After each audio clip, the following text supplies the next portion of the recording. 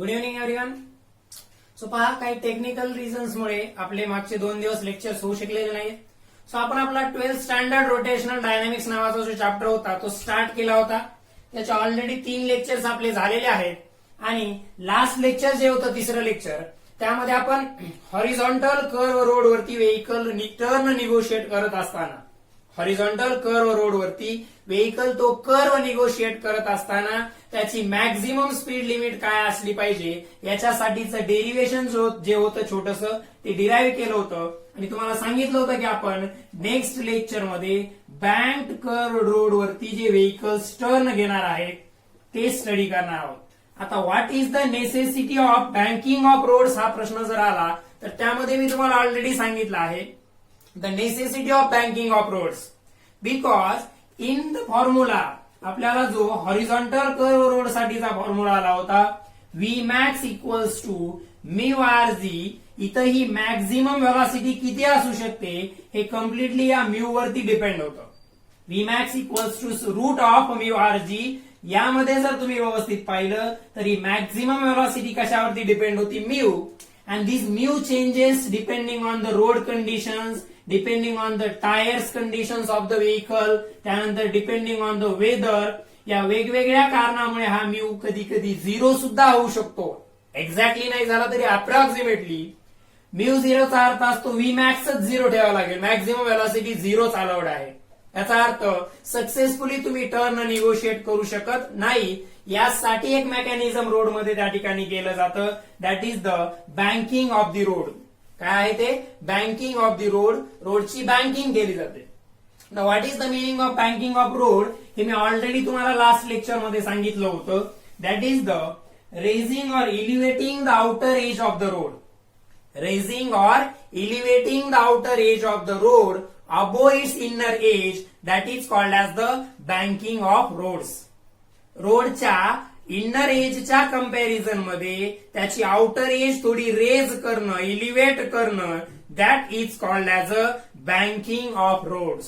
त्यालाच आपण banking of road म्हणतो. पहा, या चॅप्टर मध्ये पर्टिक्युलरली डायनामिक्सचा पार्ट जेव्हा आपण स्टडी करत असतो and you have to consider the different equilibriums then you must know the different forces acting on objects and their direction. तुम्हाला या इक्विलिब्रियम कंडिशन कम्पेअर करण्यासाठी ऑब्जेक्ट वरती ऍक्ट होणारे वेगवेगळे फोर्सेस त्यांच्या डायरेक्शन हे माहित असणं आवश्यक असतं. ठीक आहे. सो नाव लेट्स सपोज अशा प्रकारे रोडची बँकिंग केलेली आहे. ही इनर एज आहे त्या रोडची बँकिंग केलेली आहे. ही इनर एज आहे. आउटर एज थोडी रेज केलेली आहे. आउटर एज थोडी रेज केल्यामुळे रोड सरफेस हॉरिझॉन्टल न राहता असा इन्क्लाइंड झालाय. रोडची अशा प्रकारे बघा, दिस इज द कर्व. सो या कर्व रोडची ही आउटर एज जी आहे या इनर एजच्या कंपॅरिझन मध्ये थोडी वरती रेज केली आहे. या रेजिंगमुळे काय झालेलं आहे तर रोड हॉरिझॉन्टल न राहता त्या रोड सरफेसनं हा आता रोड सरफेस आहे त्या रोड सरफेसनं हॉरिझॉन्टल सोबत काहीतरी अँगल केलेला असेल theta and that theta angle is nothing but the angle of banking. हा थिटा काय असणार आहे this theta is the angle of banking. या अँगल ऑफ बँकिंगचं सुद्धा आपल्याला डेरिव्हेशन मध्ये काम पडणार आहे.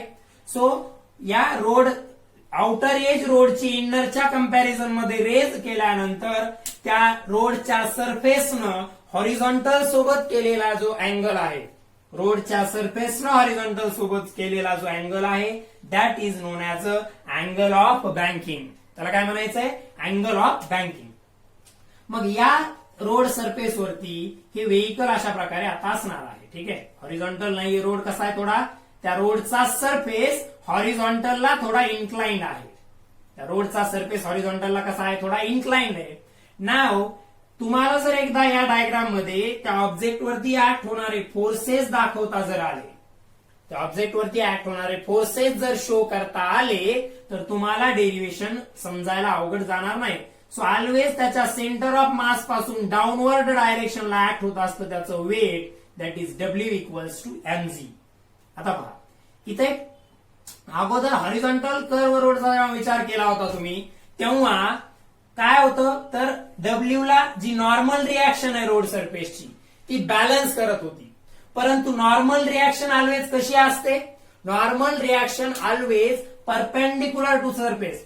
वेट ऑलवेज व्हर्टिकली डाऊनवर्डच घ्यायचंय. व्हेइकल अशा प्रकारे हॉरिझॉन्टल रोड वरती असेल तरीही वेट हे व्हर्टिकली डाऊनवर्डच घ्यायचं आहे, आणि व्हेइकल अशा इन्क्लाइंड रोड वरती असेल तेव्हा सुद्धा वेट व्हर्टिकली डाऊनवर्डच घ्यायचंय. Weight that is the gravitational force acts vertically downward. Weight म्हणजे काय? वेट म्हणजे gravitational force acting on that object that acts vertically downward always irrespective of the position of the object. ऑब्जेक्टची position, त्याचं inclination हे कोणतेच factor वेटच्या डायरेक्शनला affect करत नाहीत. It always directed vertically downward. हे इथं सुद्धा लागू पडतं. Okay now. सो पुढचा पॉइंट, एक फोर्स आपण पाहिलेला आहे. 1 by 1 ते फोर्सेस इथं लिहितोय मी. सॉरी. सो पहिला force W equals to mg. Direction it acts vertically downward. It acts vertically downward. Vertically downward act होतोय. त्यानंतर normal reaction, this is the road surface. हा रोड सरफेस आहे जो या व्हेइकल वरती नॉर्मल रिॲक्शन ऍक्ट करतोय. ती नॉर्मल रिॲक्शन त्या सरफेसला परपेंडिक्युलर ड्रॉ करायची आहे. You have to draw this normal reaction perpendicular to the surface. सरफेसला परपेंडिक्युलर असली पाहिजे. Means this is the direction of normal reaction. ही डायरेक्शन असणार आहे नॉर्मल रिॲक्शनची. This is the end. Now look at. Now here is one angle between the weight and the normal reaction. ठीक आहे. So तो angle काय ते आपण नंतर बघूयात. N that is the normal reaction. This normal reaction, normal नावातच आहे. नॉर्मलचा अर्थ असतो perpendicular. Acts perpendicular, that is the 90 degree angle with road surface. Road surface सोबतचा अँगल असेल 90 डिग्री. आता पहा, वेट झालं, नॉर्मल रिॲक्शन झालं. आणखी एक फोर्स आहे that is the frictional force acts along the road surface. पहा व्यवस्थित पहा, डायरेक्शन पहा. F, this F is the frictional force. F is the frictional force. या फ्रिक्शनल फोर्सची डायरेक्शन आहे along the road surface. along the road surface. पहा, नॉर्मलचा अर्थ असतो परपेंडिक्युलर, अलॉंगचा अर्थ असतो पॅरलल. सो 3 फोर्सेस इथं शो केलेल्या आहेत. Weight equals to W, that is vertically downward. W equals to mg. कसं ऍक्ट होत आहे? Vertically downward. Normal reaction acting perpendicular to the road surface and the frictional force parallel to this surface, not parallel to horizontal. It is parallel to the road surface, that is along the road surface. अशा प्रकारे ते आहे. आता आपल्याला माहितीये, आपल्याला जर equilibrium condition study करायच्या असतील, we have to study the equilibrium condition, then we want forces in vertical and horizontal direction only.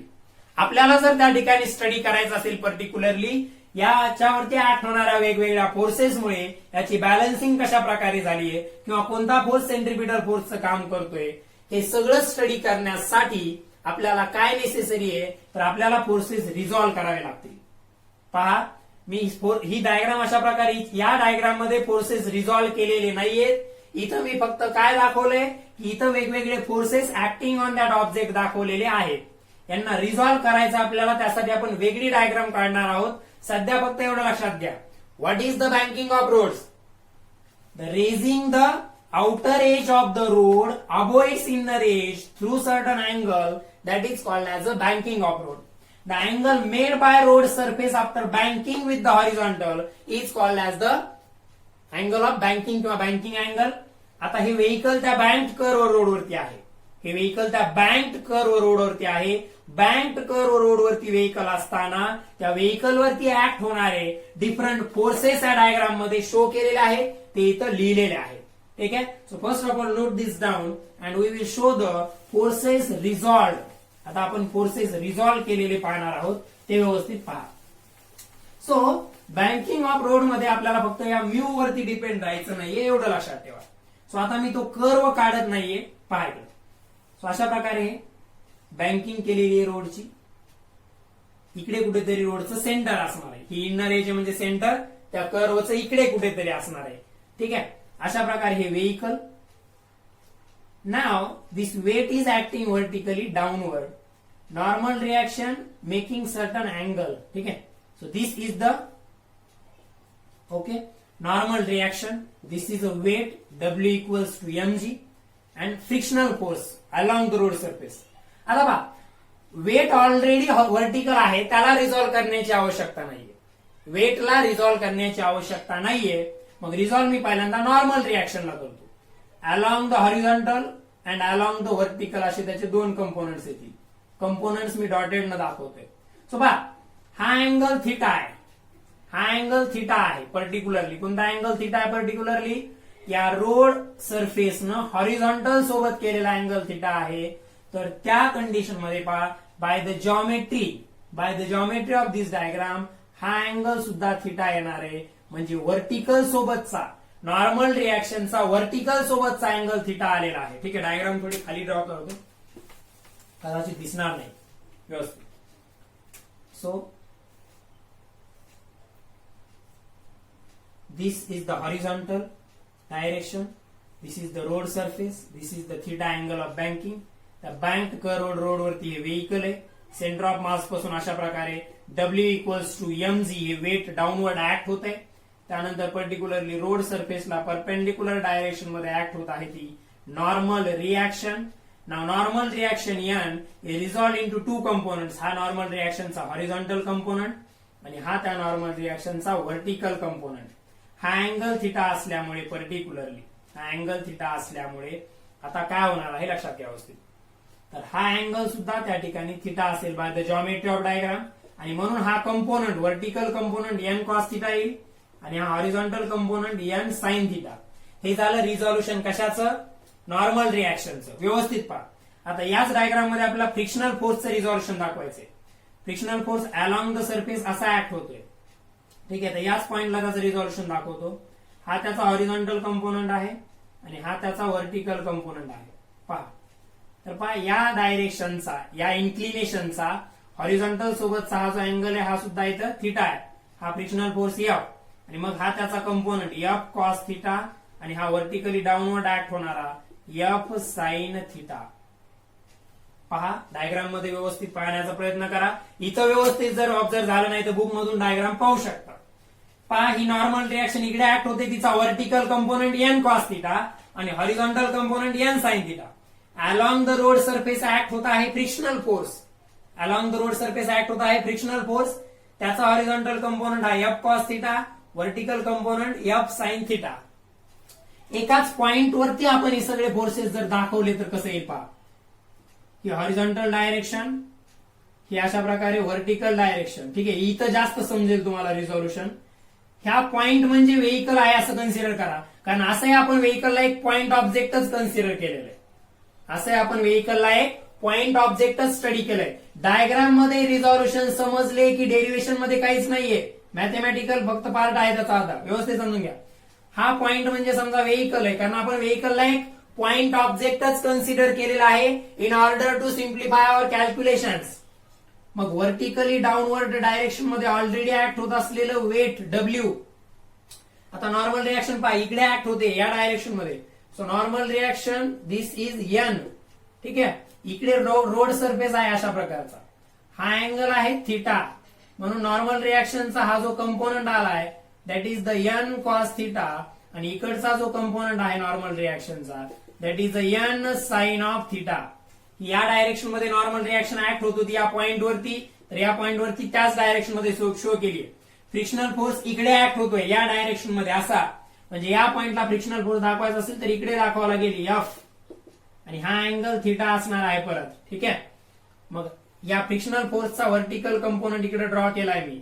So that is F sine theta येईल, कारण इकडे थिटा अँगल असल्यामुळे n साइन थिटाच्या डायरेक्शन मध्ये F cos theta येईल. व्यवस्थित पहा, vehicle आहे समजा हे, याला आपण एक पॉइंट ऑब्जेक्ट कन्सिडर केलं, याच्यावरती वेट व्हर्टिकली डाऊनवर्ड, ही normal reaction making angle theta. पहा, हा सरफेस इकडे असा, असा सरफेस जेव्हा हॉरिझॉन्टल सोबत थिटा अँगल करत असतो याचा अर्थ ही डायरेक्शन व्हर्टिकल सोबत अँगल थिटा असणार आहे बाय द सिंपल जॉमेट्री. मग हा अँगल थिटा आहे, नॉर्मल रिॲक्शनचा व्हर्टिकल सोबत अँगल थिटा आहे, म्हणून हा कंपोनंट काय आला नॉर्मल रिॲक्शनचा n कॉस थिटा आणि हा component n sine theta. Frictional force along the surface आहे, मग त्याचा हॉरिझॉन्टल सोबतचा अँगल आहे डायरेक्टली अलॉंग द सरफेस असल्यामुळे हॉरिझॉन्टल सोबतचा अँगल थिटा आहे. तर हा एफ त्याचा हॉरिझॉन्टल सोबतचा अँगल थिटा, म्हणून त्याचा horizontal component F cos theta आणि vertical component F sine theta. हे व्यवस्थित लक्षात आलं असेल तर आता व्हर्टिकल फोर्सेस आणि हॉरिझॉन्टल फोर्सेस पहा. व्हर्टिकल डायरेक्शन मधले forces, upward forces taken as positive, downward forces taken as negative. So this upward मध्ये कोण कोण आहे, एन कॉस थिटा अपवर्ड, आणि डाऊनवर्ड मध्ये एफ साइन थिटा आणि W equals to M G. म्हणजे पहा अपवर्ड डायरेक्शन मध्ये आहे एन कॉस ऑफ थिटा, डाऊनवर्डचे मायनस घ्यायचे, minus F sine theta minus M G equals to zero, equals to zero. हा पॉइंट इथं लक्षात ठेवा व्यवस्थित. ठीक आहे. सो काय आलं आपल्याकडे, व्हर्टिकल डायरेक्शनचे forces upward positive, downward negative. So upward कोणता आहे, एन कॉस थिटा, डाऊनवर्ड वाले निगेटिव्ह लिहिले. So minus F sine theta minus W म्हणजेच एम जी. याला थोडं सिम्प्लिफाय करून घेऊ. हा एम जी जो आहे तो एका साईडला लिहिला समजा पर्टिक्युलरली, तर एम जी इक्वल्स टू, म्हणजे एम जी ला आपण ट्रान्सफर केलंय, मायनसचं प्लस झालं, एम जी ला ट्रान्सफर केलंय, याचा अर्थ या दोघाला ऍज इट इज ठेवलंय, म्हणून हे N cos theta minus F sine theta as it is राहील. This is our equation number 1. हे लक्षात घ्या. This is our equation number 1. mg equals to N cos theta minus F sine theta. पहा याच्यातलं आपण काय केलं, हे टोटल इक्वल्स टू 0 होतं. एमजीचं मायनसचं प्लस केलं, याचा अर्थ एमजीची आपण साईड चेंज केली असा होतो. मग काय होईल पर्टिक्युलरली, हे लक्षात येत नसेल तर एक स्टेप वाढवतो मी. बरेच दिवस झालं तुम्हाला रिझॉल्युशन वगैरे किंवा इक्विलिब्रियमच्या कंडिशन आता लक्षात नसतील, कदाचित स्टडी केला नसेल, तर एक स्टेप वाढवूया त्याची. एमजी इक्वल्स टू अशा प्रकारे आलेला आहे, याची एक स्टेप त्या ठिकाणी मी वाढवतोय. ती स्टेप कशा प्रकारची आहे पहा, की या झिरोला मी इकडे लिहिलं काय किंवा इकडे लिहिलं काय, काही फरक पडतो, असं लिहिलं 0 equals to N cos theta असं लिहिलं तरी चालेल ना. म्हणजे ही टोटल टर्म इक्वल्स टू 0 आहे, म्हणजे ती इक्वल्स टू 0 इकडं न लिहिता इकडे लिहिलं तरी चालतं, असं इक्वल्स टू 0. तर मग काय केलं मी, एमजी ला इकडे आणलं, तर एमजी इक्वल्स टू हे ऍज इट इज ठेवलं, N cos theta minus F sine theta. तर व्हर्टिकल फोर्सेस वरून हे एक इक्वेशन मिळालं, given as a equation number 1. त्याला मी इक्वेशन 1 दिलं. आता ही डायग्राम पण तुम्ही ड्रॉ करून घ्यायची, ही पण मी ही रब करतो इकडं. ठीक आहे. आणि परत आपण या डायग्राम वरून आता दोन्ही इक्वेशन परत लिहूयात. दुसरं लिहिलंच नव्हतं, परंतु तरी सुरुवातीपासून लिहूयात. सो व्हर्टिकल डायरेक्शनचे फोर्सेस पहा, upward N cos theta, downward minus घेणार डाऊनवर्ड वाले F sine theta minus M G, अशा प्रकारे. सो हे इक्वल्स टू 0 आहे. हा एम जी मी इकडे आणला, सो एम जी मायनसचा प्लस झाला, हे ऍज इट इज ठेवलं, N cos theta minus F sine theta. So this is equation number 1. काय आलं equation number 1, mg equals to N cos theta minus F sine theta. ठीक आहे. Resolution लक्षात आलं असेल तर हे लक्षात येईल. आता घ्या हॉरिझॉन्टल डायरेक्शनची. हॉरिझॉन्टलला दोघच आहे, एन साइन थिटा आणि एफ कॉस थिटा. पहा इथं व्हेइकल होतं, इथं डायग्राम ड्रॉ केली होती आपण अशा प्रकारे, की या पर्टिक्युलर याच्यासाठी इकडे ऍक्ट होणारे फोर्सेस म्हणजे सेंटरकडे ऍक्ट होणारे फोर्सेस आहेत, आणि सर्क्युलर मोशन मध्ये जे सेंटरकडे ऍक्ट होणारे फोर्सेस असतात, that forces act as a centripetal force. मग कोण कोण आहे ते, एन साइन थिटा आणि एफ कॉस थिटा. कुठे ऍक्ट होतात, सेंटरकडे. आणि सेंट्रिपिटल फोर्सचा फॉर्म्युला एम व्ही ती मॅक्झिमम व्हेलॉसिटी आहे, एम व्ही मॅक्स स्क्वेअर. समजा त्या पर्टिक्युलर रोडची रेडियस आर आहे, so M V max square upon R हा झाला सेंट्रिपिटल फोर्सचा फॉर्म्युला. कोण कोण मिळून सेंट्रिपिटल फोर्स ऍक्ट करतंय, हा एन साइन थिटा आणि F cos theta. So this is an sine theta plus F cos theta. हे दोघं मिळून सेंट्रिपिटल फोर्स त्या ठिकाणी प्रोव्हाइड करतात. हे झालं इक्वेशन नंबर 2 अशा प्रकारे. लक्षात आलंय. ही डायग्राम पहा. ह्या व्हेइकलला आपण एक पॉइंट ऑब्जेक्ट कन्सिडर केलं. Vehicle is considered as a point object. त्याच्यावरती ऍक्ट होणारे डिफरंट फोर्सेस पहा. Weight is acting vertically downward. Normal reaction making angle theta with vertical. Frictional force in this direction making angle theta with horizontal. Okay. Now vertical direction मधले forces पहा. Vertically upward direction मध्ये act होतोय N cos theta. Vertical direction मधले forces vertically upward act होतोय N cos theta. Vertically downward act होत आहे F sine theta आणि W equals to M G. मग अपवर्ड वाले positive N cos theta, downward वाले negative minus F sine theta minus M G. Equate केल्याला equals to 0. त्यावर equation number 1 बनलं M G equals to N cos theta minus F sine theta. N sine theta आणि F cos theta horizontal आहेत आणि त्या curve पाथच्या सेंटरकडे act होत आहेत. एन साइन थिटा आणि एफ कॉस थिटा हॉरिझॉन्टल आहेत आणि त्या कर्व पाथच्या सेंटरकडे ऍक्ट होत आहेत. म्हणजे ते दोघं मिळून सेंट्रिपिटल फोर्स प्रोव्हाइड करत आहेत. सो सेंट्रिपिटल फोर्सचा फॉर्म्युला काय? M V square upon R. हा सेंट्रिपिटल फोर्सचा फॉर्म्युला झाला. कोण कोण मिळून सेंट्रिपिटल फोर्स प्रोव्हाइड करतंय? एन साइन थिटा आणि एफ कॉस थिटाची ऍडिशन. हे झालं इक्वेशन 2. इथपर्यंत लक्षात आलंय? आता पहा, हे इक्वेशन 1 आणि हे इक्वेशन 2 मला व्हेलॉसिटी पाहिजे. मी काय करतो? इक्वेशन 2 ला 1 न डिवाइड करतो. सो बाय डिवाइडिंग हे तुम्ही नोटबुक मध्ये नोट करून ड्रॉ करून घ्यायचे. डेरिव्हेशन पाहत असताना हे तुमच्या नोटबुक मध्ये तुमच्या बाजूला डायग्राम असली पाहिजे. आम्हाला डेरिव्हेशन लिहायला डायग्राम रब करायची आता. ठीक आहे, पुढचा पार्ट. कारण आपल्याला त्या डायग्रामची गरज कुठपर्यंत होती? इक्वेशन 1 आणि 2 ऑब्टेन करेपर्यंत. सो आता माझी पुढची step, divide equation 2. Divide equation 2 by equation 1. Equation 2 ला 1 न डिवाइड करायचंय. हे व्ही मॅक्स लिहित नाही मी, डायरेक्ट मॅक्झिमम व्हेलॉसिटी हे आपल्या लक्षात असू द्या. मॅक्स मी शेवटलाच लिहितो. So this M V square upon R, त्याला डिवाइड मध्ये एम जी, कारण आपण इक्वेशन 2 ला डिवाइड करतोय 1 न.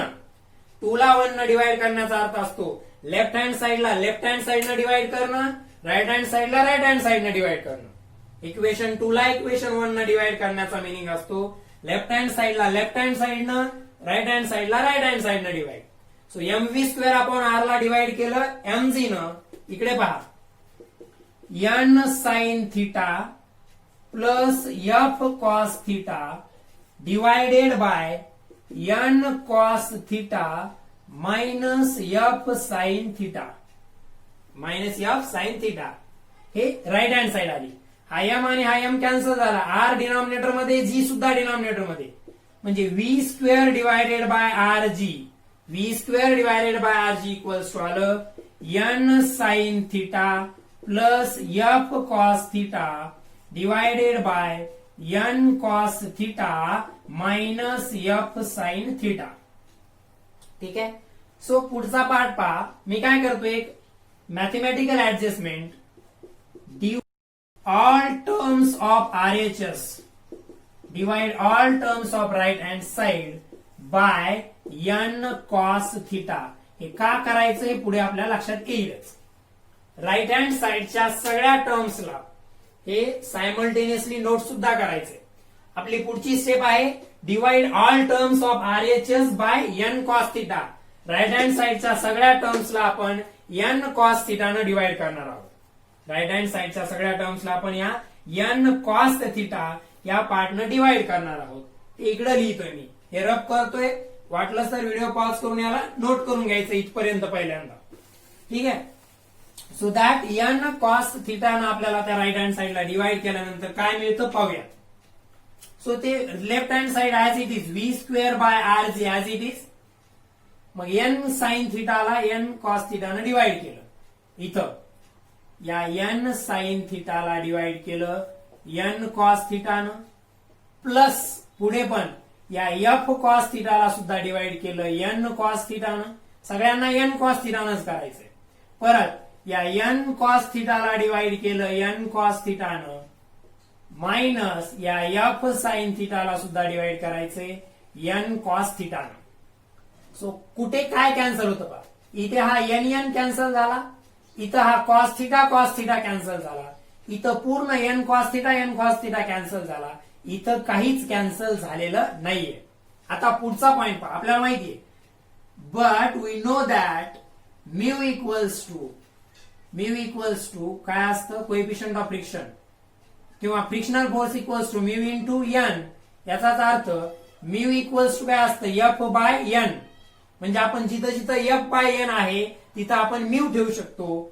आणि जिथं जिथं sine theta divided bye cos theta आहे, जिथं जिथं sine theta divided bye cos theta आहे तिथं तुम्ही पुट करू शकता टॅन थिटा. हे पहा व्यवस्थित. आपला माहितीये frictional force is the coefficient of friction multiplied by normal reaction. म्हणजे म्यू इक्वल्स टू काय एफ डिवायडेड बाय एन. म्हणजे या इक्वेशन मध्ये जिथे एफ बाय एन आहे तिथं म्यू पुट करायचं आणि जिथं sine theta by cos theta आहे तिथं टॅन थिटा पुट करायचं. म्हणजे V square divided by R G equals to N N cancel झाले sine theta by cos theta tan theta plus ला plus as it is cos theta cancel झाले. F by N म्हणजे mu divided by इथं सगळंच cancel झालं म्हणजे 1 minus इथं काहीच कॅन्सल झालं नाही. एफ बाय एन ला म्यू पुट करायचंय आणि particularly sine theta by cos थिटाला टॅन थिटा पुट करायचंय. म्हणजे आलं V square equals to R G इकडे मल्टिप्लाय झाला in bracket tan theta plus mu लिहिलं काय किंवा म्यू प्लस टॅन थिटा लिहिलं काय, one and the same. So mu plus tan theta plus मध्ये काही फरक पडत नाही, याच्यात पडतो म्हणून ऍज इट इज लिहायचं 1 मायनस म्यू टॅन थिटा. ही व्ही स्क्वेअरची व्हॅल्यू आली. ही कशाची व्हॅल्यू आली आहे व्ही स्क्वेअरची. आता व्ही म्हणजे काय करावं लागेल, दोन्ही साईडचं स्क्वेअर रूट घ्यावं लागेल. व्ही घेण्यासाठी काय घ्यावं लागेल, दोन्ही साईडचं स्क्वेअर रूट घ्यावं लागेल. So therefore V equals to taking square root on both side root of R G in bracket mu plus tan of theta, mu plus tan of theta divided by 1 minus mu tan theta. This is the formula for maximum velocity on the banked curve road. फायदा काय झाला पहा, mu जरी 0 झालं तर इथं ही term 0 होऊन जाईल, डिवाइड मध्ये 1 शिल्लक राहील, हे 0 होऊन जाईल. म्हणजे म्यू 0 असताना काय होईल पहा, if mu becomes 0 horizontal curve road वरती काय होत होतं, म्यू 0 झाला की आपल्याला व्हेलॉसिटी 0 ठेवावी लागत होती. पण इथं मात्र म्यू 0 जरी झाला तर ही मॅक्झिमम व्हेलॉसिटी, आता इथं लिहावं लागेल आपल्याला, व्ही काय आहे मॅक्स आहे. तर म्यू 0 जरी झाला तरी मॅक्झिमम व्हेलॉसिटी इथं 0 येईल, इथं 0 येईल, इथं 1 शिल्लक राहील, इथं टॅन थिटा, तरी सुद्धा ती root of R G tan theta येणारच आहे. म्हणजे म्यू 0 झाला तरी तुम्ही टर्न निगोशिएट करू शकता जर रोडची बँकिंग केलेली असेल तर. म्यू 0 जरी झाला तरी तुम्ही काय करू शकता, त्या ठिकाणी टर्न निगोशिएट करू शकता. कारण बँकिंग ऑफ रोड मध्ये म्यू 0 जरी झाला तरी व्ही मॅक्सचा फॉर्म्युला राहतो आर जी टॅन थिटा. आणि जेव्हा थिटा 0 असेल याचा अर्थ बँकिंगच केलेली नाहीये, त्यामुळे थिटा 0 ठेवली तर विदाउट बँकिंगचा फॉर्म्युला परत मिळेल root of mu R G. पहा, जेव्हा म्यू 0 असतो आणि थिटाला काहीतरी व्हॅल्यू असते तेव्हा V max is root R G tan theta. जेव्हा थिटा 0 असतो, जेव्हा थिटा 0 असतो तेव्हा व्ही मॅक्सचा फॉर्म्युला येतो root of mu R G. आणि जेव्हा दोन्ही 0 नसतो तेव्हा हा फॉर्म्युला. तर जनरली हा मॅक्झिमम आपला युज करावा लागेल. ठीक आहे, हा आपण पाहिलेला रूट म्यू आर जीचा. थिटा 0चा अर्थ रूटची बँकिंगच केली नाहीये आणि बँकिंग केलेली नसतानाचा फॉर्म्युला आपण ऑलरेडी स्टडी केलेला आहे. मेन फायदा काय झाला पहा, फॉर्म्युल्यावरून सुद्धा लक्षात येईल.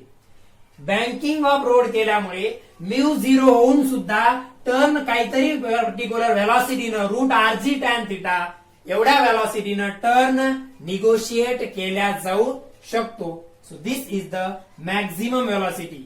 ही नाही ऍक्च्युली, ही आहे, ही म्यू 0 असतानाच. ठीक आहे, so this is the maximum velocity on the banked curve road. ठीक आहे, सो व्यवस्थित स्टेप बाय स्टेप व्हिडिओ समजला नाही तर बॅक घेऊन पॉज करून नोट्स काढून व्यवस्थित जेवढं शक्य आहे तेवढं समजून घेण्याचा प्रयत्न करा. कारण ऑफलाईन एवढं 2 वे कन्व्हर्सेशन नसल्यामुळे तेवढं 100% समजण्याची शक्यता थोडी कमी असते, हे सगळ्यांना माहिती आहे आपल्याला. पण तरी मॅक्झिमम समजून घेण्याचा प्रयत्न करा. I am available to solve your doubts always. So call करायचा आहे, मेसेज करायचा आहे, डाऊट शिल्लक राहिले तर. ठीक आहे, सो हे लिहून घ्या. तुम्हाला मी मिनिमम व्हेलॉसिटी, ही मॅक्झिमम लिमिट झाली व्हेलॉसिटीची. मॅक्स एवढी असू शकते व्हेलॉसिटी, मॅक्झिमम किती असू शकते, एवढी असू शकते. मिनिमम साठी काय बदल करायचा फॉर्म्युल्यामध्ये ते पाहूयात व्यवस्थित. पहा, मिनिमम साठी एकच बदल होतो, फ्रिक्शनल फोर्सची डायरेक्शन जी आहे ती अलॉंग द रोड डाऊनवर्ड न घेता अपवर्ड घ्यायची, इन्क्लिनेशनला डाऊनवर्ड न घेता अपवर्ड घ्यावी लागते for calculating the minimum velocity. So त्याच्यामध्ये बदल फक्त काय होईल तर हे पॉइंट व्हेकल जर कन्सिडर केलं तर वेट इकडेच ऍक्ट होईल, नॉर्मल रिएक्शन इकडेच ऍक्ट होईल. अशा प्रकारे यांच्यात काहीच बदल नाही, फक्त फ्रिक्शनल फोर्स इकडे ऍक्ट झाल्यामुळे त्याचा एक कंपोनंट इकडे आणि एक इकडे येईल. सो डायग्राम ड्रॉ करूयात पहिल्यांदा आणि नंतर त्याचा डायरेक्ट फॉर्म्युला लिहिणार आहे मी, तुम्हाला ते डेरिव्हेशन बनवायचे. पहा Vmax साठीच सगळं मी तुम्हाला करून दिलंय. फॉर्म्युला आपल्याकडे काय आलाय, root of R G in bracket mu plus tan theta divided by 1 minus mu tan theta. हा फॉर्म्युला आलाय Vmax साठीचा. व्ही मिनिमम साठी मी तुम्हाला डायग्राम ड्रॉ करून देतोय आणि त्यानंतर त्याचा व्ही मिनिममचा फायनल फॉर्म्युला देतोय. मधलं डेरिव्हेशन मिनिमम साठीच तुम्हाला करायचं आहे, मॅक्झिममचं समजून घ्यायचं, मिनिममचं करायचं आहे. ठीक आहे. सो व्ही मॅक्स म्हणजे बँक कर रोड वरती मिनिमम लिमिट काय असते ते पाहूया. मॅक्सिमम लिमिट पाहिलं, आता मिनिमम लिमिट. सो परत हा पॉइंट ऑब्जेक्ट कन्सिडर केलाय व्हेकलला की व्हर्टिकली अपवर्ड व्हर्टिकल डायरेक्शन की horizontal direction, forces weight vertically डाऊनवर्डच W equals to M G. त्यानंतर नॉर्मल रिएक्शन याच डायरेक्शन मध्ये, अँगल थिटा म्हणजे हे नॉर्मल रिएक्शन एन, हा एन कॉस थिटा आणि हा particularly N sine theta. Frictional force minimum साठी इकडे न घेता या डायरेक्शन मध्ये घ्यायचा आहे एफ, पर्टिक्युलरली हा थिटा आहे इथं, तर इकडे कंपोनंट येईल एफ साइन थिटा आणि इकडे कंपोनंट येईल पर्टिक्युलरली एफ कॉस थिटा. तर हे व्हर्टिकलचे फोर्सेस कोणते कोणते आहेत पहा, N cos theta, F sine theta upward, W equals to M G downward. हॉरिझॉन्टलचे हा सेंटर कडे एन साइन थिटा आणि त्याला अपोज करणारा एफ कॉस थिटा. ही डायग्राम व्यवस्थित ड्रॉ करून हा फॉर्म्युला मला डिराईव्ह करून दाखवायचा आहे. V minimum equals to root of R G in bracket, आता इथं ब्रॅकेटमध्ये mu minus tan theta divided by 1 plus mu tan theta हा फॉर्म्युला येणार आहे. तर हे डिराईव्ह करायचा आहे. ठीक आहे, क्लिअर आहे सगळ्यांना. So this is the formula for the minimum limit on the banked curve road. बँक्ड curve road वरती जी मिनिमम लिमिट ठेवायची व्हेकलची ती एवढी ठेवायची आहे, हे लक्षात घ्या व्यवस्थित. ठीक आहे. So this is all about the banking of roads. याचे काही न्यूमरिकल सुद्धा सॉल्व्ह करण्याचा तुम्ही प्रयत्न करायचा आहे. हे दोन्ही डेरिव्हेशन आजच व्हिडिओ पाहिल्या बरोबर परत तुम्हाला डायग्राम ड्रॉ करून, हे डेरिव्हेशन मी केलं नाही तुम्हाला करायचंय, तर ते डायग्राम ड्रॉ करून दोन्ही डेरिव्हेशन तुम्हाला न पाहता सॉल्व्ह करता येणं आवश्यक आहे. याचा पुढचा पॉइंट आपण नेक्स्ट लेक्चर मध्ये पाहणार आहोत. आजचं लेक्चर आपण इथंच कन्क्लूड करत आहोत. Okay, thank you.